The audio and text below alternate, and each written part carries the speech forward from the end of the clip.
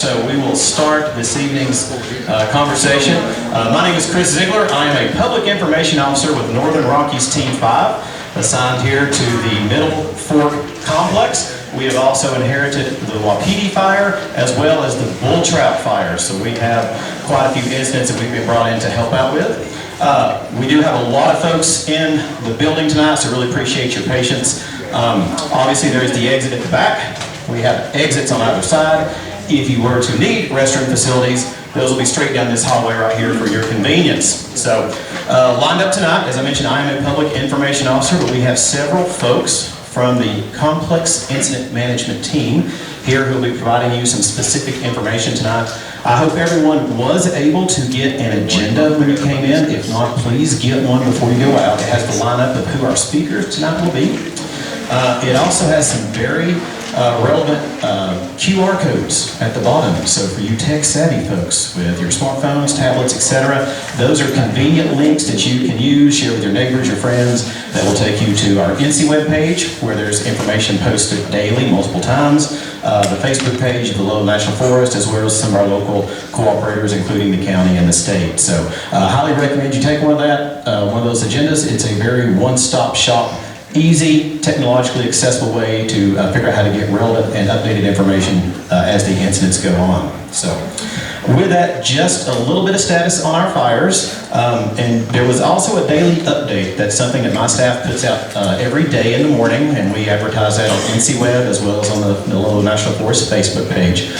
Because we do have so many fires, it's kind of hard to keep all the numbers straight. So those numbers are on that document for you, but just to run through those real quick. So we'll start out with the Middlefork Complex, which is actually comprised of 3 separate fires, but we are managing kind of as one significant incident.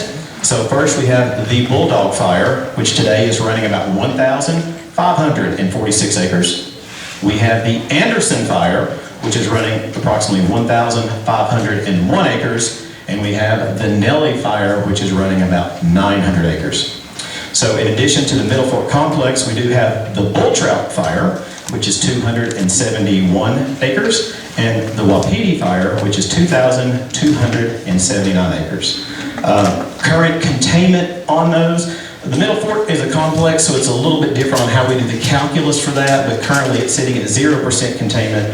Bull trout is sitting at 73% containment, and the Wapiti fire is sitting at 0% containment.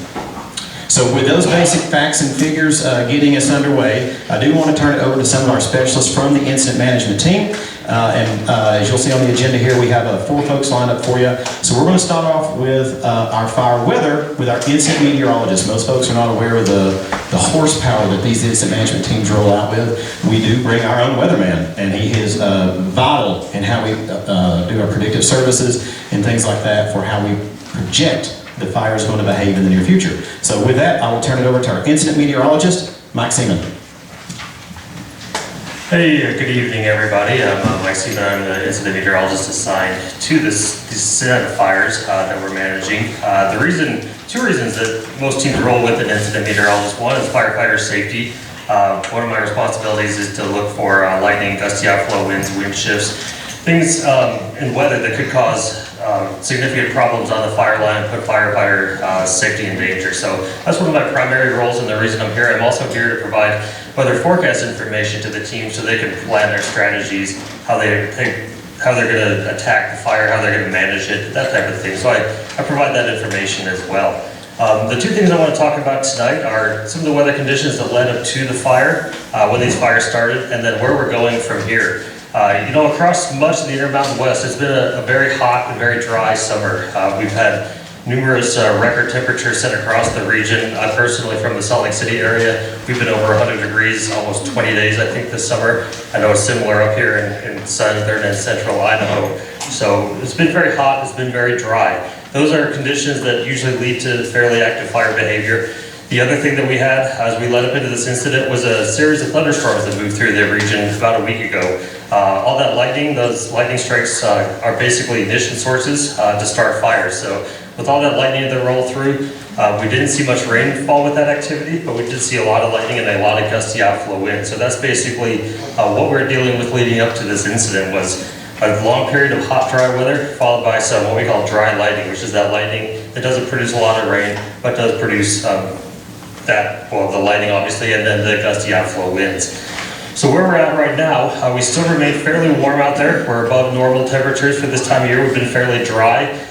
You probably noticed in the morning it's very smoky. That's in weather terms what we call an inversion, where you get some cooler air that's trapped down in the valleys. That cooler air is more dense, so it doesn't tend to want to rise, so it takes a lot of heating from the sun to get that air to rise. Once that's happening, about mid-afternoon or so, we're seeing that inversion lift. That's also allowing the fire to breathe, and I'm going to let the fire behavior analyst and our air resource advisor kind of describe what that actually does with the fire behavior. But in terms of the weather, lifting that lid up off the fire is allowing it to ventilate out a bit. It's also allowing our humidities to drop.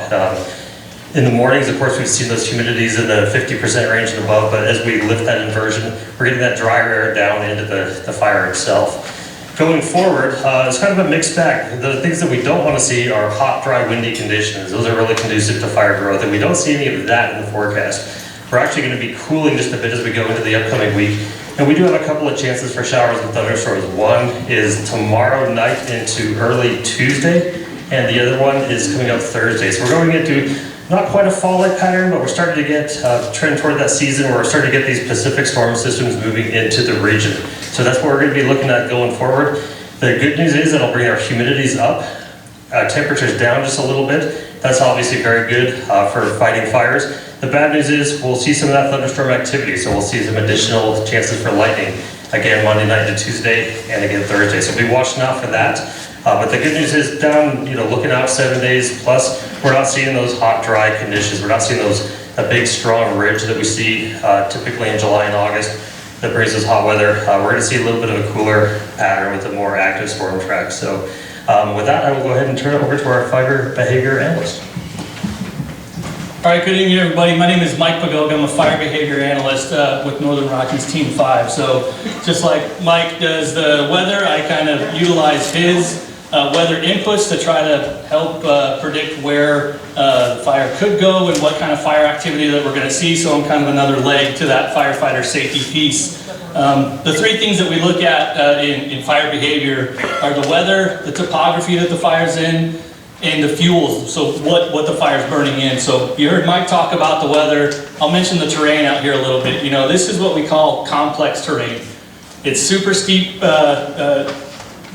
mountain ridges and very deep drainages. The slope is very extreme in many places, so it's a very difficult environment to not just have a fire in, but also be working in and be fighting fire in. So definitely some tough conditions out there. But the main driver of what we're seeing and what's happening is really based on the fuels. So Mike talked a little bit about kind of some seasonality and what's happened in the past with it being so hot and dry. And what that done is it's really dried out all the dead fuels specifically. So those are like the heavy logs that are down laying on the forest. It's your pine needles. It's those things that are non-living. So not your grasses, not your shrubs. Those are more live fuels, and I'll talk about those here in a second. Excuse me. So the dead fuels are really what's carrying this fire. It's very, very dry, and when they burn, they produce the big white smoke. That's why we're not seeing big black smoke, is because that's the live fuels. When those burn, they produce real heavy black smoke as it burns off the excess moisture in there. So all the white smoke that you're seeing is a lot of the big heavy fuels. It's the pine needles. It's those things that are down on the ground, and they're carrying through, and the forest is kind of covered with all that across the whole floor. So those are going to continue to burn up and continue to move along, especially because they take a lot of work to put out or to suppress, because they are, the 3-inch in diameter or bigger, the more it takes to control those. So I mean, that's really what's burning out there. Mike talked a little bit about ventilation and the inversion. So really what happens is when that inversion is sitting down, we're kind of like cooking with a pot with the lid on. And as soon as that lid gets lifted up, that's when the fire is able to breathe a little bit, it ventilates, and then you see activity later in the day, and that's what's happening.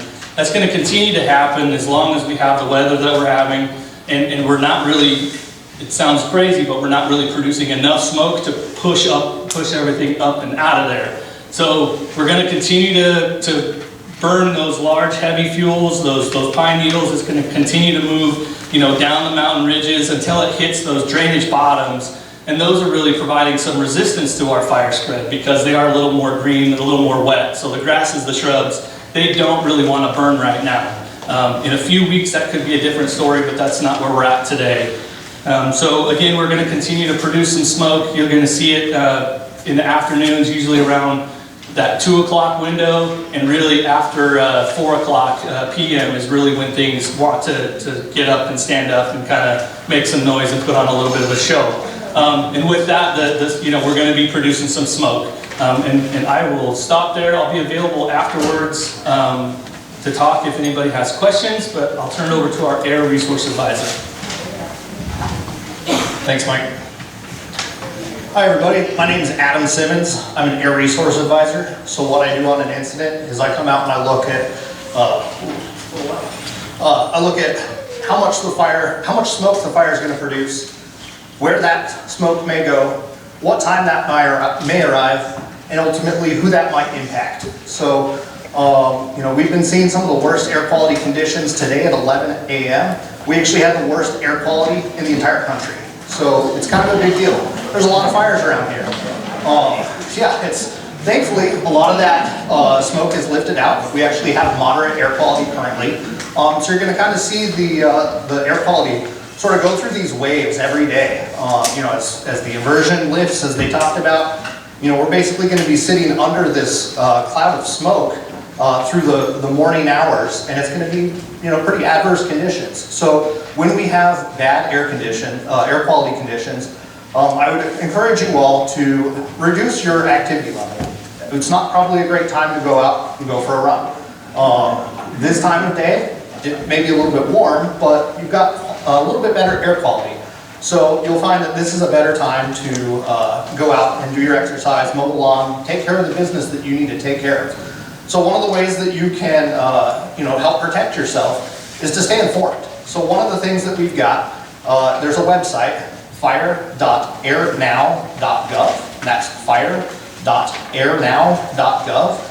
If you're to go to that website, you'll be able to see a daily outlook that I produce, and I look specifically at this town and many of the other communities that are being impacted by these fires. You can actually see conditions across the entire country. There's many air resource advisors like myself all across the country who are doing this exact same thing. So if you want to travel, you can go and look at their smoke forecasts as well. Staying informed is one of the most important things you can do. Beyond that, really I would say trying to find clean air. So the first thing you can do, if it's possible, and I know that it may not be for some, if the air is really bad here, you can always try to exit the community and maybe go on a little vacation. I recognize that is not an option for most of the people here. If it is, and you are smoke sensitive, you may consider that as an option. The other options that you may consider is creating a clean airspace in your home or your business, where you close the windows when there's high concentrations of smoke in the air. I would say that you should also try to avoid adding additional pollutants into the air in that clean airspace. So frying up a couple pounds of bacon probably isn't a great idea. You also may want to avoid running your vacuum cleaner or doing anything that would generally promote that hazardous air quality in the air. Also, you can end up purchasing an air filtration system. They're available online. They're pretty easy to locate. Generally, a good unit costs about $200, and that can help to clean the air in your home, and they do a really great job. I'm more than happy to assist you in locating where you can purchase one, or the specifications that might be the thing that would help you. And I guess ultimately, it's kind of helps your. I suppose that the air quality is going to remain pretty poor, probably for the long term. And I guess that's the message that I want to get out to everyone here, is that this is something that we're probably going to have to manage for a while. It's been a pretty bad fire season across the West and in Canada, and so even if the fires that are here are put out, I would anticipate we're still going to have a bit of a regional haze, and we're probably going to have, at least moderate air quality conditions in the long term. But in the short term, we're probably going to see unhealthy, maybe even hazardous conditions. So do the best you can to protect yourself, and I'll be available for questions if there's anything I can help with. Thanks. Go on to operations. Good evening, everybody. Paul Diaz, Operations Sector Chief for Rocky Mountains Team 5. Thank you for inviting us to your community. We have about 200 firefighters here that we have on the line. As of right now, we're managing the 5 fires. We have quite a few folks on the line on the Bulldog fire. That's where our highest concentration is, kind of on that southwest corner with our folks. So, you know, you may see a little bit of smoke coming out there a little bit later. We're doing some strategic firing along some lines that were put in. And so we're putting a lot of effort in that place just to look at those critical values. The reason that we're here is looking at those critical values that we need to help tactically protect within our means. So when we talk about the fire behavior and everybody out there and the steep slopes and all those things put together, we really got to look at that responder risk. We have a lot of responders out there, and when we're going to look at these fires and the different tactics that we took, we really got to look at our responder risks. Because we got some souls out there on the ground that are working very hard to complete their job. They've been staying up a couple late shifts since we've been here. This is about a day and a half for us. So we're a day and a half in. We're starting to get our moving and grooving going, and so we're just getting resources in as we're coming, and so everything's looking pretty good as of right now with the weather that we're getting. We're not seeing any of those big fire pushes as of right now, which is giving us a big chance to start getting ahead of some of this here. Now we did last night have some outflow winds that came out of a thunderstorm that was built. I don't know if you guys felt that probably in the community, but that happened late last night. Kind of pushed some fire around on some of those things. So we're still looking at opportunities within the Anderson and Ely fire to go ahead and look at those things. Right now we're looking at those critical values of risk. There's some lookout towers up there. There's the Bureau of Rec critical values that we're looking at and figuring out how to protect those critical values first with the safest way to our responders. But with that fire moving across the road and stuff, so we just got to look at different opportunities that as fire behavior dictates to us.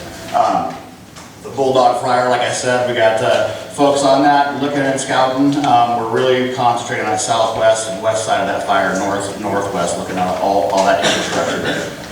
Moving over into the Wapiti fire and the Bullshot fire. Bullshot fire is looking really good. We got folks looking at that. It's about 75% contained. Hasn't been fully yet, but it's pretty close. Hasn't moved or done anything for a while, and the big thanks to the team that had that. They had that thing tucked away pretty good for us as we came. So that one's looking pretty good. Down into the Wapiti, we're starting to get some more resources that we can have out there, point protection in that area. Looking at all those critical values, which are the structures, the summer rec homes, the lodges, everything out there. The crews are really looking at assessing, doing structure assessment, and are looking out further now. There was a lot of good work done before us, so it gives us the ability to look out a little bit further, get that 30,000 foot view and see those possible next critical values at risk. That's all I have for right now. Any questions held in? Awesome, thank you folks.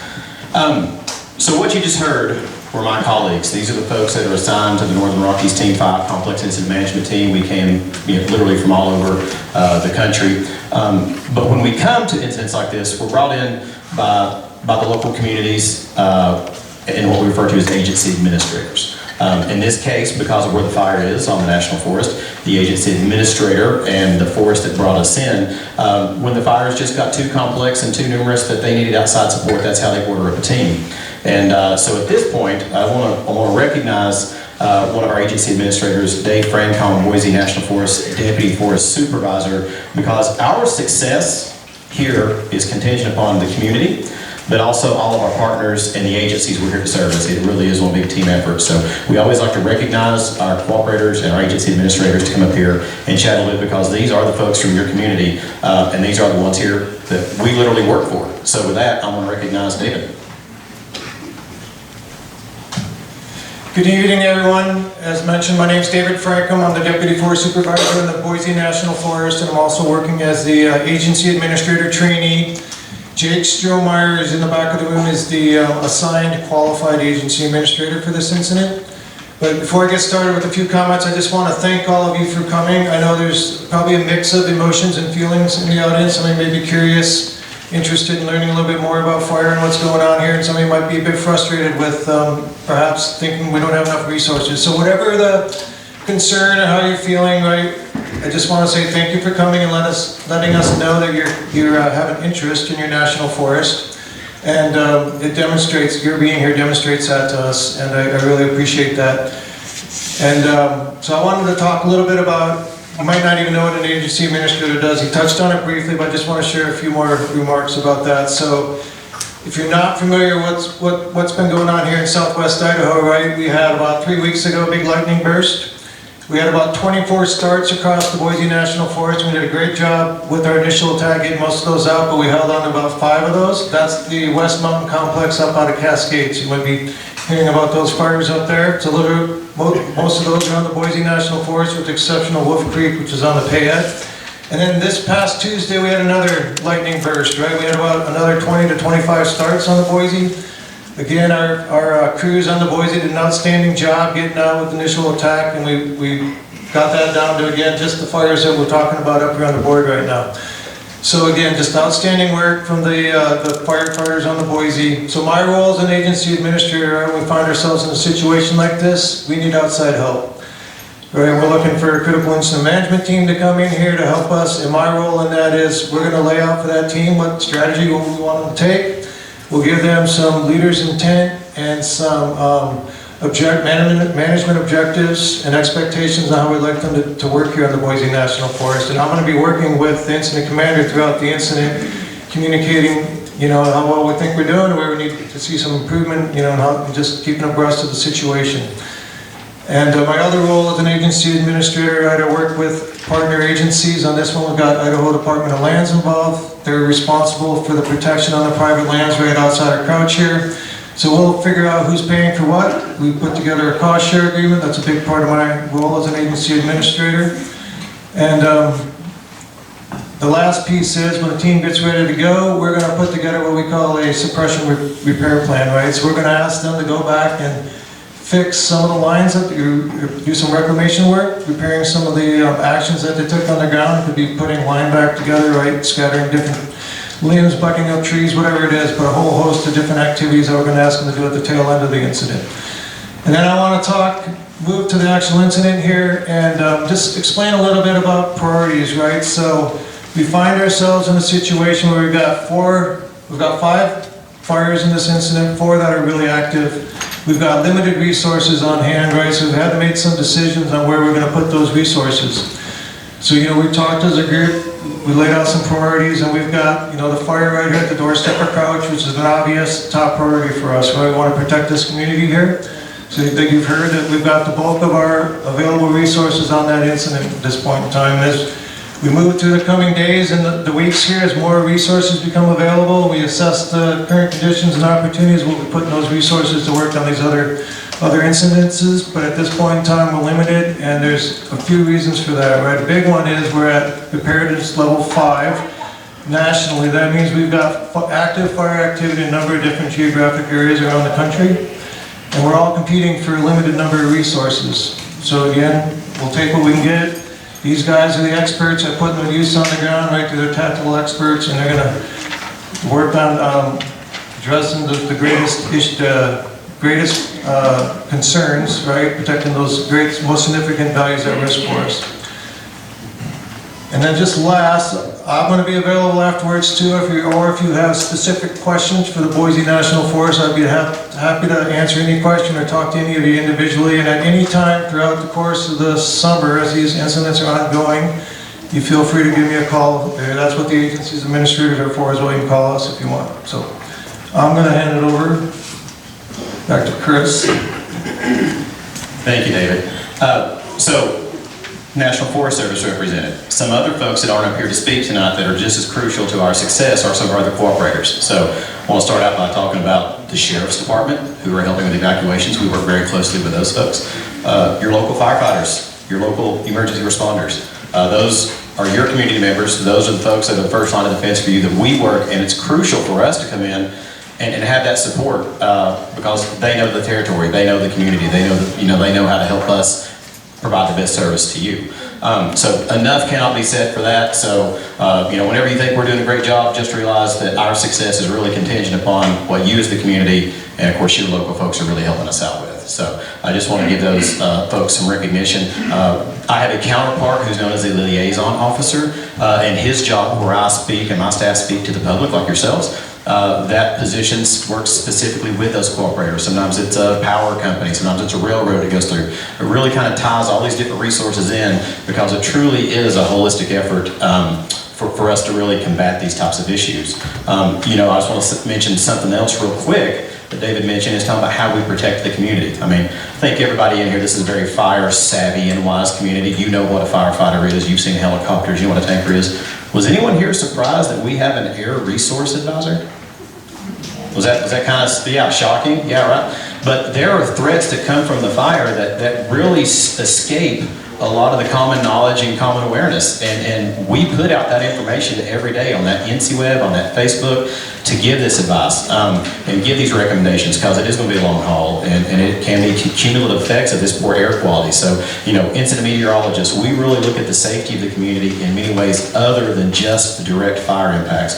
We have a whole safety staff that advises us on everything from where the best hospitals are to go, how to get helicopters in, to driving safe through the communities and things like that, and making sure that we're cognizant and aware of the safety concerns the community has. So it really is kind of a holistic package. It comes into the complex incident management team when we come in to assist the agency administrators and whatever entity orders us up, working with the local folks, and most importantly, here to service you and provide the protection and safety you need across all fronts associated with any type of incident. So with that, I want to hand this over to actually my boss, who is known as the Incident Commander, and he is the one in charge of Complex Incident Management Team 5 out of the Northern Rockies, Mr. Rick. He said it all, so I guess I'm done. How many of you have been to a briefing before, a public meeting for wildfire? A few of you. So how many of you heard of incident management teams or complex incident management teams? So maybe a third of you. So as people have expressed, we're called in to help the local unit. The administrator, it doesn't have to be the force, it can be a county, it can be a state. It can be, I went to Hurricane Sandy. I mean, it's not even just wildfires. We're a group that's very well at organizing chaos, so to speak, right? And really that's what it takes. And normally if I'm a little sooner when we have these public meetings, I tell you that it takes us about 48 hours to get going on the ground. Today we just moved into our new camp just down the road from the Forest Service Guard Station. We stopped occupying every square inch of their space. And now our folks have, as you've heard, gotten out and know where the fires are, what they're doing, and transitioned with the team that was here before us. And so that's what a complex incident management team shows up to do, and as was eloquently articulated by several folks, is our job is also to work with the partners. And when we show up, I've got a patch, you've got a patch, everybody's got a patch, none of you have a patch. If I had enough, I'd give you a patch, because realistically, everybody is part of the team. Okay? We can't do anything without your support. Been to communities where they were not supportive, and it's a rough road when you don't have support in the community. And from the standpoint of how do we get your support? A lot of stress. The fire's right above you, all that. I've unfortunately been in communities where the fires have come into town and lost structures, also lost lives. In 2012, an air tanker crashed in South Dakota. 4 out of 6 airmen perished. So that's a load that is an IC that I help make the decisions that cause those outcomes, right? So it's a tough job for all of us to do that. We've already lost a firefighter here recently, and several others. Canada had one a couple of weeks ago. So we do a dangerous job, and we do it hard, and we take long days, long summers. We spend a lot of time in the smoke as well. So far, right now, there's about 44 national teams. We've all been out at least once. We're all on our second roll, and some of us are on our third roll this summer. So we spend a lot of time. This is this isn't our day job, so to speak. I work on the Flathead National Forest in Montana. Note to that, we call it wapiti, we also call it wapiti, so indulge us, sorry. Some of us are from somewhere else with a slightly different dialect. And so the teams, you know, we're out. We may be replaced by another complex incident management team, we may not. But right now, there's about 30,000 firefighters in the field, including our teams, water tenders, engines. That's about the max we have. So one of my jobs is I'm working with the geographic area and all the other incident commanders around, and we're all talking about what the priority is. You know, the priority for this fire is right above here, right? So I'm talking about what your values are, the community, the infrastructure that's here, your health, all those things, to try to get the resources we need to do the work we can with what the fire allows us to do. So that's one of my jobs as the incident commander, is to communicate those values at risk, what the probability of success is if we had a hot shot crew for 3 days to do a piece of work out on the ground. And so you're going to see, because pretty much everybody's out in the field, they go home, they take a few days off, and they come back. We were just up in Montana for 2 weeks, we were off, and now we're here. Because of that, you're going to see a lot of different rigs coming through town. You might see the low hot shots, which are coming tomorrow, might be here for 5 days, and then they're gone, and some other crews coming through. You're going to see a lot of cycling of a lot of fire resources coming through just because of everybody's in the field. We're not probably going to have the luxury of having crews for 2 solid weeks unless they're really fresh. So appreciate that, and one of the messages I tell all the firefighters is to give you the thanks as well for your help, and to be gracious in your community, watch their speed. You know, the most dangerous thing we as firefighters do is really not even fighting fire, it's driving roads. Whether it's here or on a freeway in LA, it's the most dangerous thing to do. So appreciate your efforts, and we had 2 public meetings in Montana, and we had maybe the first 3 rows in your room here filled. So great to see everybody here, and as was mentioned, we're here to take some comments, and we'll break out and have more one-on-one if you prefer, and we're here to help, and we got 12 more days of at least of our team being here, and we'll probably be doing this again if need be. So thanks everybody, and appreciate it, and I'll turn it back over to my PIO who said everything I was going to. I believe that dialect content was meant for me. I don't think we can say y'all once, have I? I'm working on my non-regional diction, I'm sorry. If you need a translator, I know there's some folks in the audience who can translate, just let us know. So you've heard it about 4 times. Thank you. Thank you for being here. As he mentioned, I host quite a few of these public meetings. This is definitely the largest I have had in quite a while. So it tells me that what we're doing is important to you. It tells me that your community is important to you, and we really value and appreciate that. So what we're going to do, you're going to have 3 opportunities to get additional information. So the first, I've already plugged once. I want to plug it again. I'll probably do it one more time tonight. This agenda. Once again, whatever we tell you tonight, you're going to go home and we have thrown a lot of information at you, or things are going to change and you're going to see a column in a few days, or there's something that's going to be new and different. We have the phone number to my shop. We're there from 8 to 8 to talk to you folks. We have an email address. We post everything, all this information that's relevant on NCWeb. We're also, once again, using that National Forest Service Facebook page to update information, as well as all the other fires in the area. So this is your ready, easy access mechanism to go get information whenever you want to. You're like, wow, Chris, I wish I thought to ask you this. I forgot to do it. Probably your answer will be on that. If not, you've got my phone number. Give me a call. We'll take care of it.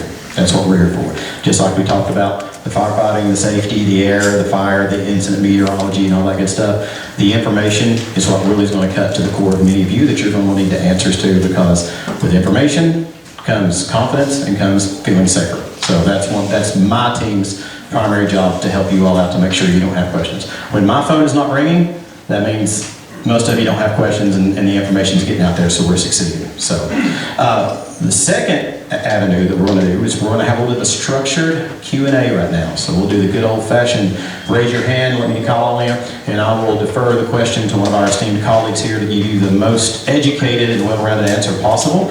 And then once we get through that and we kind of taper off, as mentioned, most of us are going to hang around. We have the maps here which kind of show at kind of the more tactical level, the relationship of the fires to one another. Right over here behind some of your local firefighting staff, that is kind of what I call the global situation that this team is in. It shows the geographic spread of our 5 fires and where they're at. So we have a couple different resources that we can talk to you at. We'll have everyone up here at the front, come grab us. That's where a lot of the connections are really made, where you have your time. Some people don't feel comfortable asking a question in front of what I just counted to be around 140 to 150 people. Don't worry about it. Come up here. We'll sit down and we'll have a chat. It's not a problem. That's what we're here for, and that's what we want to do, because, as has been alluded to, all of us have been in some type of community that's going through the exact same thing you have, and we understand it. So that's what we're here for. We're here to have that empathy and provide the information that you want to have as best we can. So with that, we will go into our little Q&A session, and just like the good old days back in school, we'll do the hand raise. I may need somebody up here at the front, Mr. Diaz, if you can just kind of help me. I'm picking on you because you made eye contact. Just don't make eye contact with Ziegler to call on you. Just in case there's multiple hands go up at once, just help me stay on track with who I might go. So, yes, sir, gentleman in the back. First off, I'd like to say something. There's nobody in this room that doesn't, I'm sure, have the same feeling of gratitude to you guys for what you do. Yeah.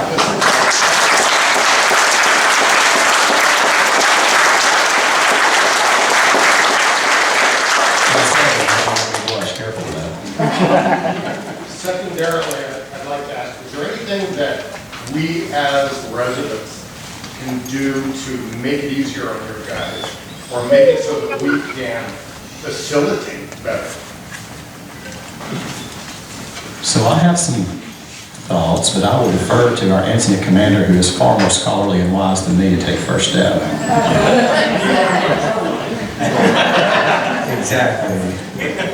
And so what I would say is I'm assuming, it's been 20 years since I've been in this country on a fire, but I'm assuming your weekends are really busy because you get your visitors from down there.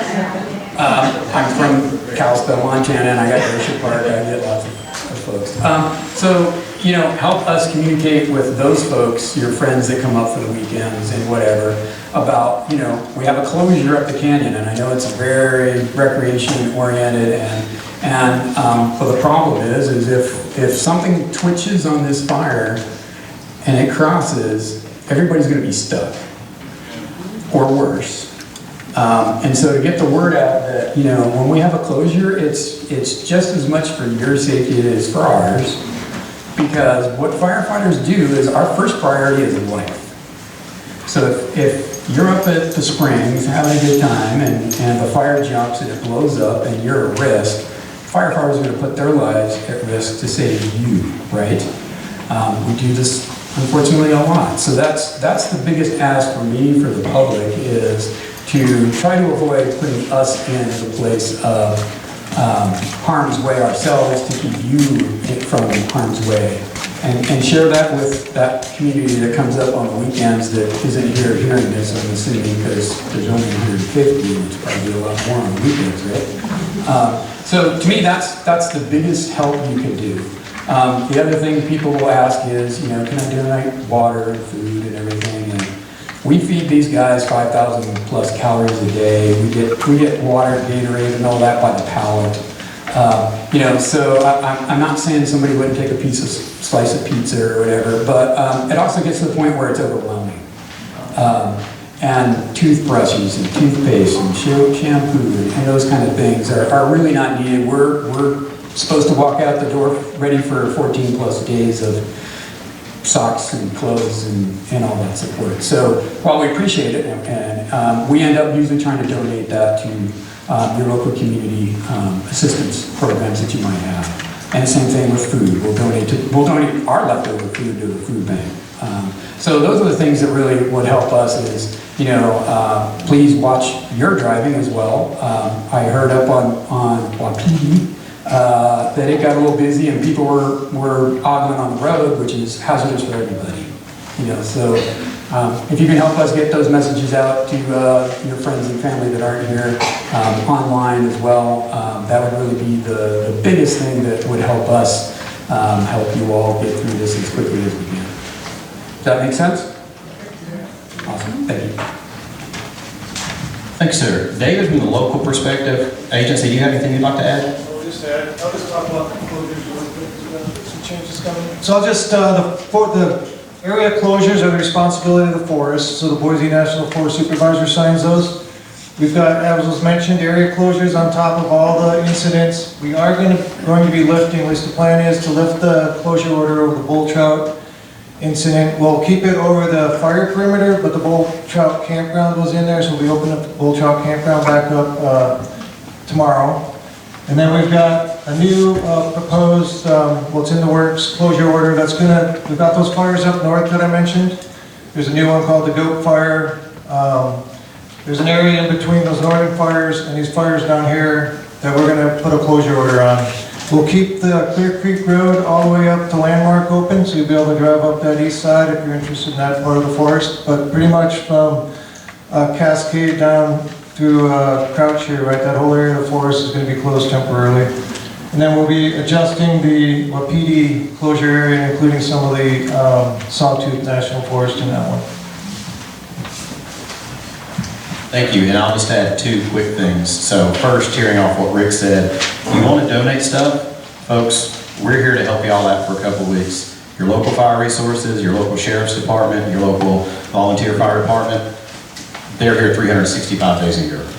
Those are the folks, those are the real local, that's your community, those are the lifesavers. So take care of those folks. As he said, they feed me 5,000 calories a day, and I just mostly sit in the office. So take care of your local folks, they're the ones working hard. And then second, what you can do to help me, if you think you are not getting the information you need, if you start to get worried, be proactive, call us, because how we disseminate information, the type of information we disseminate, the vocabulary, we use all types of cool firefighter words that someone may not be too familiar with. Call and let us know. We can change that. We can educate. We can put out other components to make it easier for you, to educate you going forward, and also adjust what we're doing to make it work best for you. So just let us know if you're not getting the service that you need, and we'll make that happen. So, gentleman in yellow shirt. Yes, sir. Yes, first of all, thank you for being here and for all of your efforts.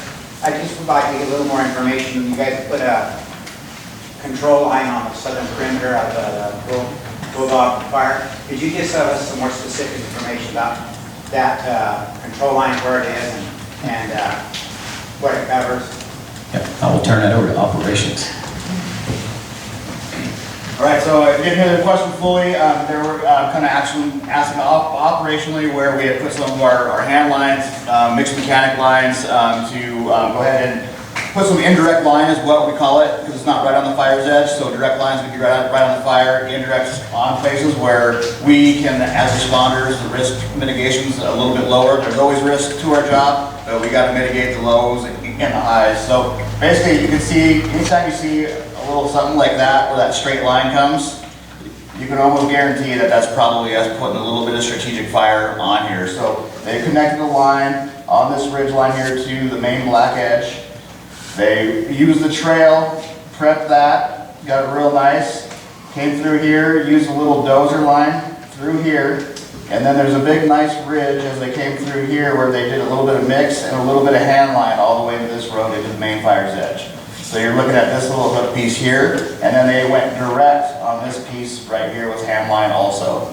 So that's what the responders out there have been doing in the last few, probably about 5 to 7 days, and are continuing to do. Now that we got those lines in, we're able to add a little bit of fire with that, getting more crews to help us support that, engines, water tenders, skidgens, things like that that can provide us the water resources that we need to bring that across. Now we're doing it during the nighttime and not in the heat of the day, so they're trying to start right around 1800 to 2000 to start burning, and they're burning into the evening, into 2 or 3 o'clock in the evening, because those conditions are right for us to be able to do it at that time. So as we're coming around, we'll try to get a good buffer with the strategic firing on this line here, and then probably later on in the week we'll try to fill that in so we have good black between us and that line. And so that's what our critical aspects that we're looking at there. Does that answer your question, sir? Yes, thank you very much. You're welcome. Thank you. Yes, sir. If fire should come into private property areas, communities that's within developments, what your teams look for when they triage what properties they're gonna provide, protection for first, second, third. This is why I had ops help me look for who's raising hands, because they get all the good fun questions. All right, so good thing, I know it's hot and dry. If you have a good green lawn or you want to try to keep your lawn green, that's one of the #1 things. So we want some defensible space around that building there. A lot of people like their shrubbery, they like their trees and stuff like that. You get that good break between your neighbors and whatnot, but it's good to have those limbed up, not have a bunch of limbs underneath them. Pine straw, you probably have a lot of ponderosa pine around here, so you get the pine straw that builds up. Those are good things to rake around from your house, get them out of the way, get them from there. If you have any firewood that you have underneath your steps or porches or next to your houses, those are a good way of an amber getting into those, because you've already cured them and dried them for your own heat. So it doesn't take much for an amber to get into that dry wood and start going. Really look at your eaves, any kind of spaces within your eaves, or where any kind of needle cast or leaves gets in there. Those are really susceptible for that too, and rain gutters are also, especially if you do have a lot of ponderosa pine around or any kind of conifers that you have around there. This is a good time to just kind of look at that, walk around your house and just kind of look at your eaves, kind of any kind of spaces you may have, your garages, anything like that you have. Propane tanks, a lot of people have propane tanks. It's really good to go ahead and weed whack around those, get a good buffer with some really short grass around those. They are meant to vent, and they do vent, but if they're close to a house or close to a structure, they're venting fire also. I've seen that happen. Buildings that you may have as a shed that you like to use and put paint in and all that stuff, and they're kind of on the outskirts, those are things that you really want to pay attention to, because there's a lot of flammable things that get stored in those areas.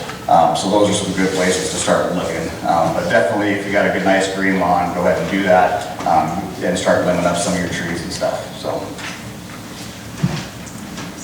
Thank you. Sir? First of all, again, I want to thank you. We really appreciate you guys being here.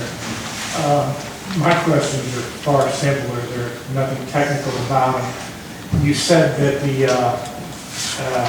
Middlefork Complex is at zero containment because you measure it different. Could you, and I've had one other follow-up question. Could you expound on that a little bit? I assume it's not zero, but...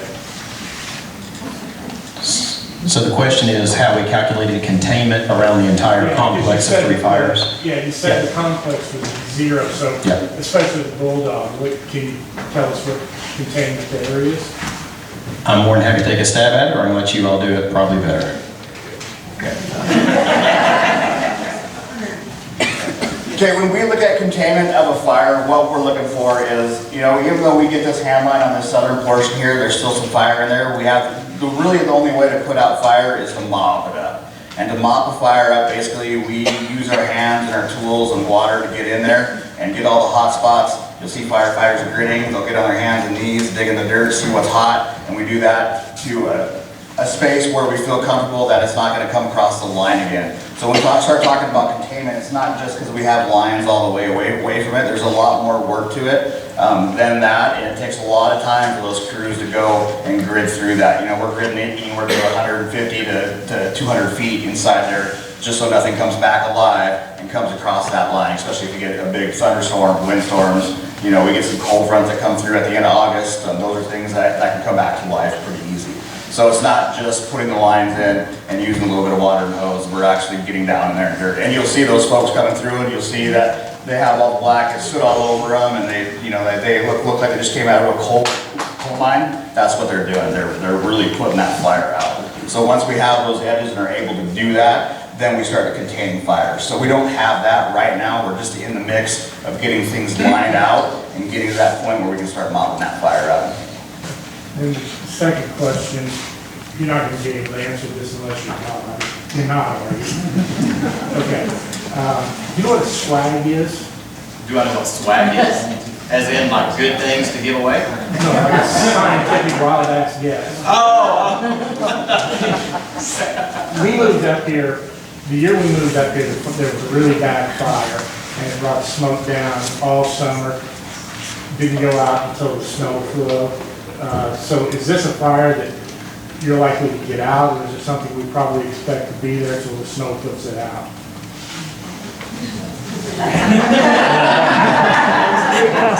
Is this God?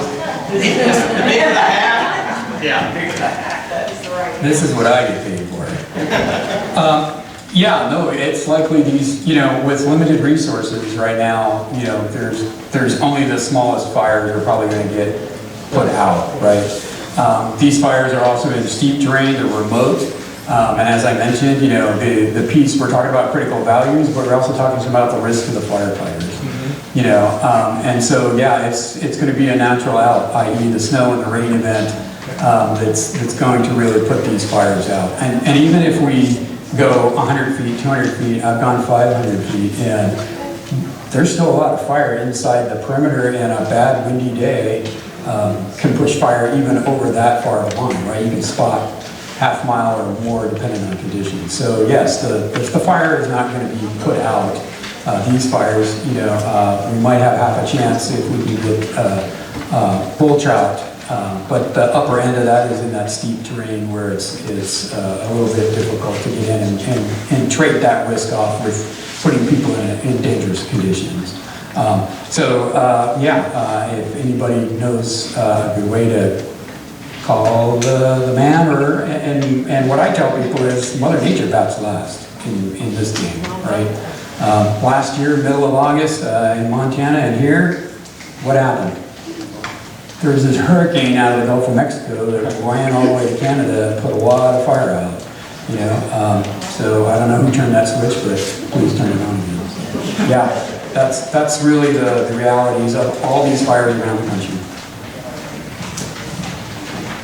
See the gentleman in the blue shirt right here in the middle. Is that Harley Davidson shirt? It's a cool shirt. Me? Yes, sir. Oh, well, like everybody else, we really appreciate you helping us out. This is awesome. When that storm came through, what did you say, Monday or Tuesday, that caused a lot of lightning, I can't help but wonder when everybody was taking pictures of this little tiny smoke coming up there, and everybody was talking about it.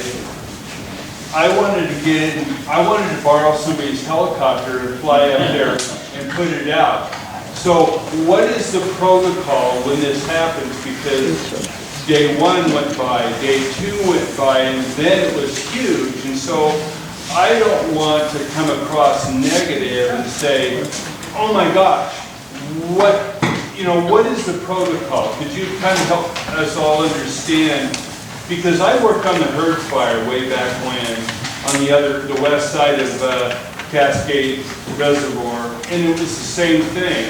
It was just a little flume, and by the time we got all the crew and stuff in there, it was days later, and it was ginormous.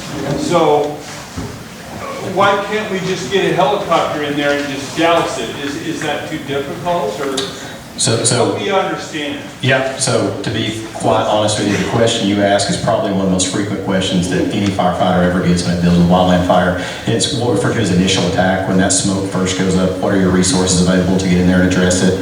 Whole 9 yards. We had just a new strike, literally right about there with that lightning 2 nights ago. We had the resources because we were a team and we were here and we were able to put a helicopter and troops on that and get that out before it grew. But what you're referring to probably was a little bit before this team got here. So I'm going to hand this over to the local forest to speak to it more knowledgeably just because we weren't actually here yet. So the way it works is we've got an individual his job is called the duty officer, right? So those calls will come into a duty officer. And then they're going to be working with our dispatch center to dispatch different resources that are available out to those incidents. So with a lightning strike incident like that, we've got a number of those going off simultaneously getting reported. So it's really a function of which ones get reported. They'll take a look at where they are on the ground. Right? We typically we're going to try to respond to those where we know we have higher values at risk. But it's also a timing thing, right? I can't say for certain why there wasn't a crew there immediately. I mean, I'm sure it was reported, and I have the local fire management officer who just raised his hand back here, and he may paint a better picture than I can, but I gave you the overall kind of picture of how that works. I don't know specifically to this bulldog fire, though. Hey, my name is Ryan Shanahan. I'm the FMO, the Fire Management Officer for the Cascade and Emmett Ranger districts, so that includes Garden Valley. I actually live here in Crouch with my family, so. So we had, 3 weeks ago, we had our first bust, and most of our folks were heavily committed to that, plus we had brought in some outside resources. So those are up north, the Bulldog Fire, the Wolf Creek, the Wapiti, and the Bull Trout. So we were spread pretty thin Monday when the storm rolled through, and it laid down some really dense lightning. And we got multiple starts at once, and what happens when we get a start is probably 4 or 5 people call it in. And they're looking at it from different directions, and they give a rough description. So dispatch takes a lot of information, and they disseminate it out to the respective duty officer. So then we start prioritizing based on that. And over time, it turns out that maybe some of those fires are, we've got 5 reports, and it's actually the same fire. And so it creates a lot of work to sort out like what's actually out there, who's going where. And then we have to start prioritizing based on like the values of risk, right? So we're gonna say homes, like simple language parlance is homes and people. So this is an important, this was the lightning strike here. It was not the first one detected. There was a lot of others detected before then, so that's where the available firefighters went.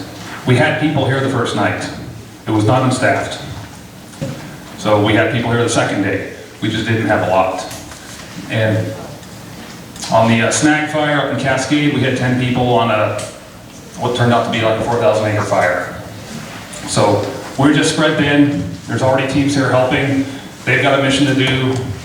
So we sometimes beg, borrow a little help from them temporarily, but they can't give us everything because then they unstaff their big fires. Does that answer your question? We get a lot of fires at once. Yeah, there was just a whole bunch of them. Yeah, so yeah. So yeah, we had people here. Yeah, good. We did see a plane go over because we drove down there to see the flames. Okay. And there was a plane that was flying over. So we had multiple helicopters flying around. The first fire, they dropped 2 people off. This was up in the Cascade country because that's where the first strikes hit, where I was that day. And then that helicopter spent this whole fuel cycle flying around, finding smoke, flying over the top of it, calling the location, and a size up to dispatch. Basically, the size up is the character of the fire, and their initial impression on how to defeat it. So this helicopter just flew around, and we had a couple of them, and all I did was hit one smoke after another, from north of Cascade all the way down to here, and east toward Lowman. So we got hit hard, overwhelmed our resources, definitely, Monday. Thanks. Thanks, sir. Yes, sir. Okay, you mentioned the fire lines. Can you give us the name of the roads? Is that Lightning Creek Road going up to the end of Lightning Creek, and then also down Thunder Road where it's getting fairly close to back to Thai Campground? Are those the areas you've got fire lines? Yeah, so what we have right now is on the 611 road, so the trail that takes off right here.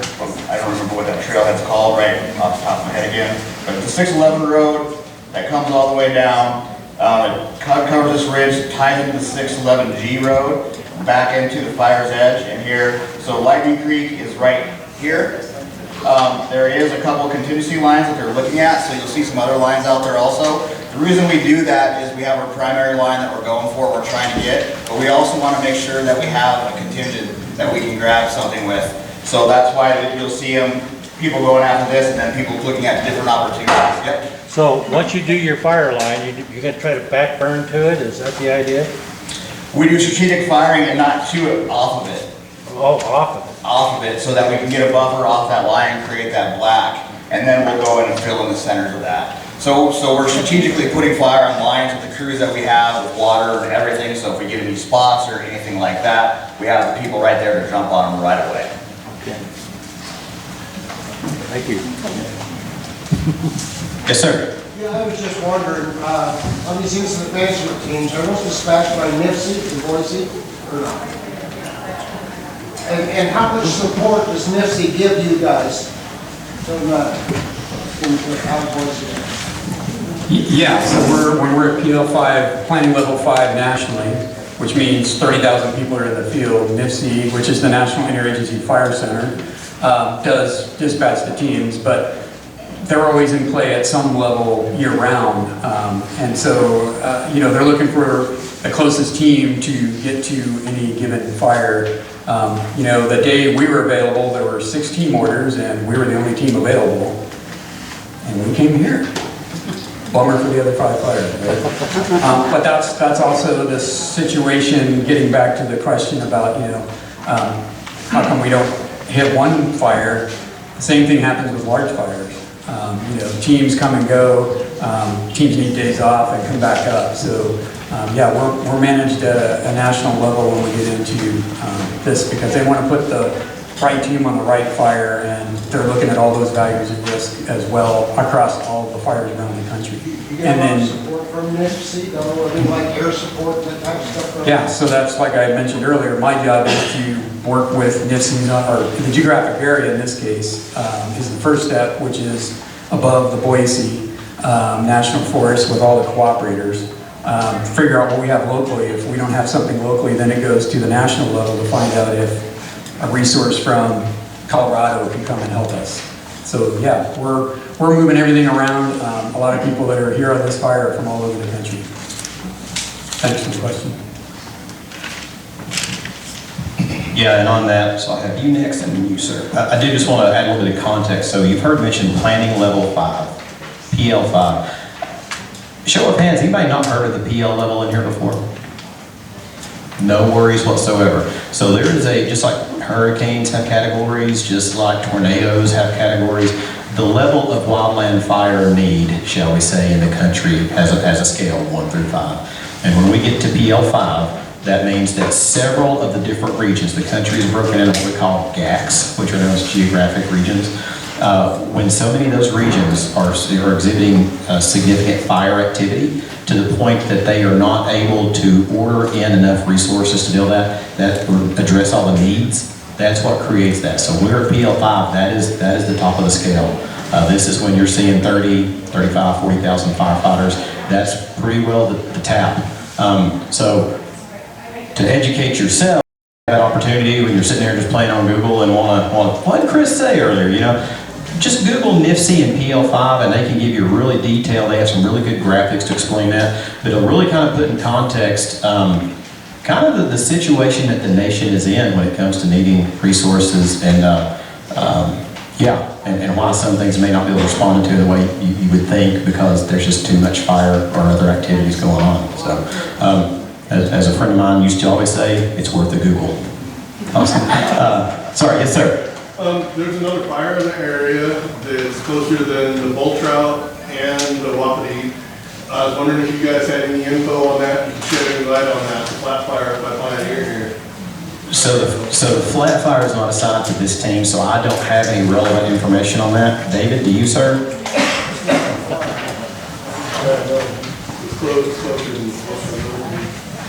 Yeah, it's just outside of Placerville, I believe, so it's over on Idaho City Ranger District. I don't remember the exact acreage at this point in time. That fire started on state of Idaho lands, and it's since moved on to, I believe, some of the national forest lands over there.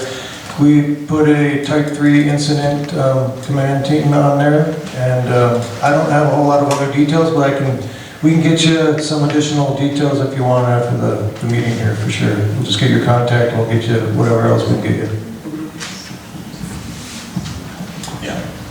So on that, so when incident management teams are ordered in, we really devote, by and large, the majority of our resources getting up to speed to provide the information of what we're assigned to.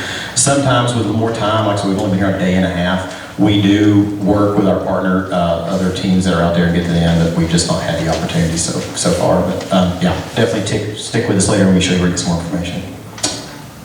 Yes, sir. To kind of go back on 2 questions. My son works at Silver Creek Lunch, so up the Middlefork, which has a road closure. He's also one of the volunteers. Can he access that road closure?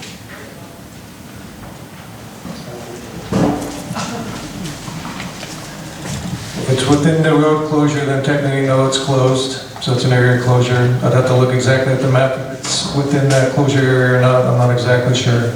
But okay, yeah, the Middlefork, I know it's closed by the sheriff the other night, but that is only access to Silver Creek.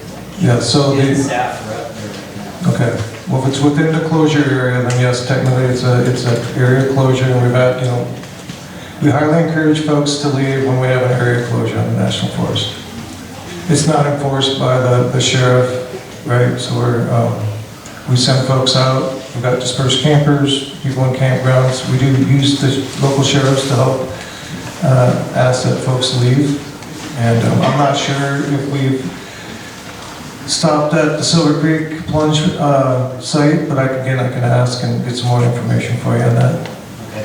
And then the second question, somebody asked about donations and stuff, but knowing that you guys are tapped out this summer with resources, I don't know how your cash is, pumps and things like that, but if you guys need, equipment or anything supported down here in the valley, how can you guys reach out to local contractors and such, say, hey, there needs to be help at the camp with this and we can't get it.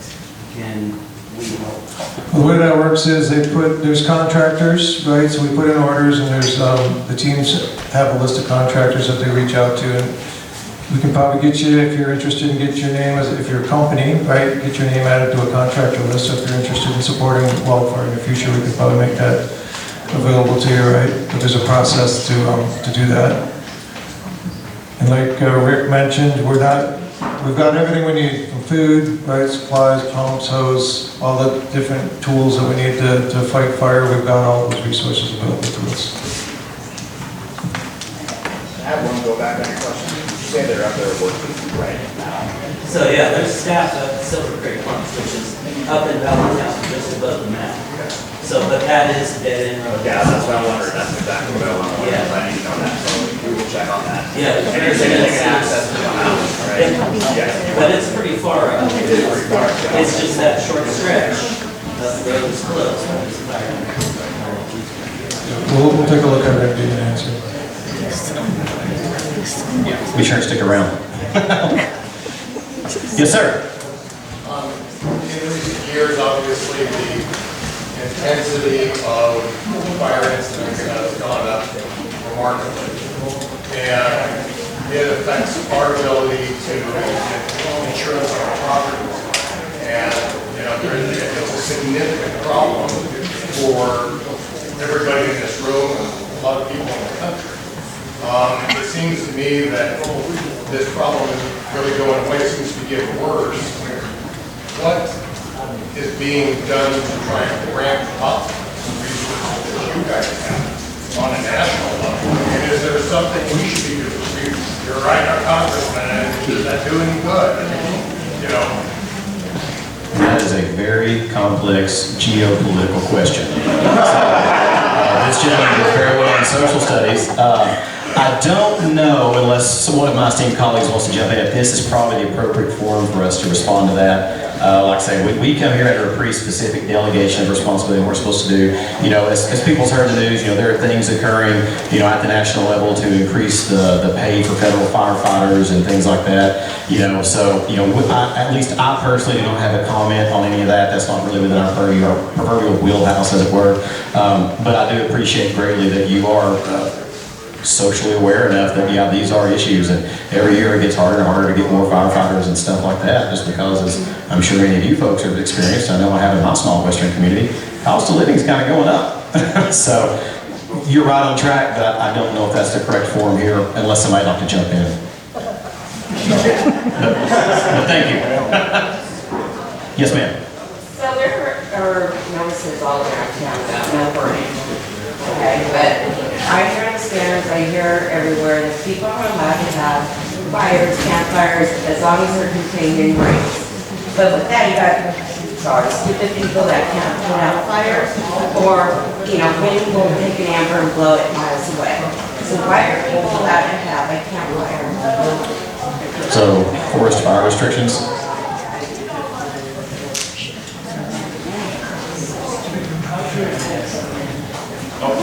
Maybe just pass it up.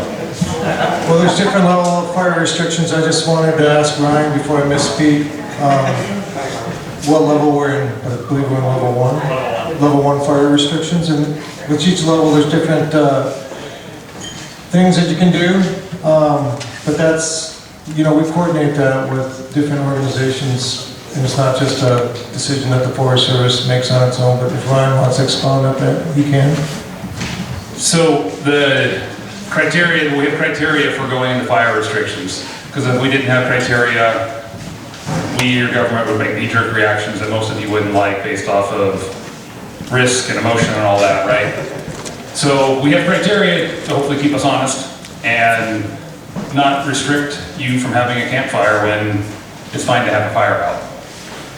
So we recently, a couple of weeks ago, well, it was actually Monday, we went into restrictions, so just a week now.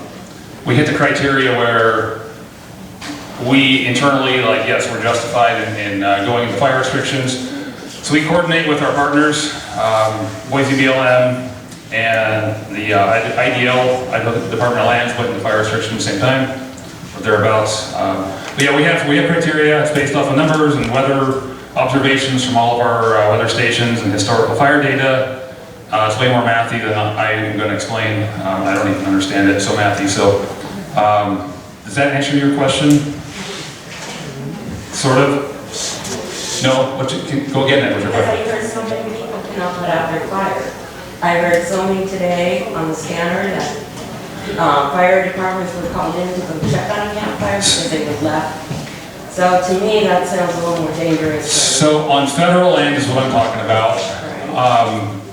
The county, on private lands outside of federal land, I don't, sometimes we get notice, or if we see the fire, you know, we'll call the county and let them know, hey, there's a fire over there, but I can't speak to, because I can't, I'm busy enough listening to stuff that's happened on the land I'm responsible for, but I know that Boise County has a burn ban. It's the same time every year, and no debris fires, but, or, you know, burning your, you know, yard waste and all that, so. I can't speak to the Boise County ordinance or anything like that directly. Thank you. Guest speaker, folks. Everyone, I want to appreciate the engagement. I want to appreciate, once again, you folks coming out. I think it's probably about the 5th or 6th time that you've heard that, but it is really important. We run over our allotted time tonight, so it's been good questions. We've let it go a little bit longer. But several of us are going to hang around, so if we didn't get to your question, we didn't have the opportunity for that, please come up here and talk to us. Let's chat. We want to get the facility back to its owners and free it up, but thank you all again for coming. Really appreciate the engagement. Really appreciate all the accolades and kudos. And yeah, we will definitely be around, so please come up and visit with us. And once again, your agenda, QR codes, Sheriff's Department, our NC Web. Please take that with your friends and neighbors. Also, air quality information on the back on how to protect your home and things. So some good information for you to take home with you on your way out. And everyone have a great evening, and thank you again.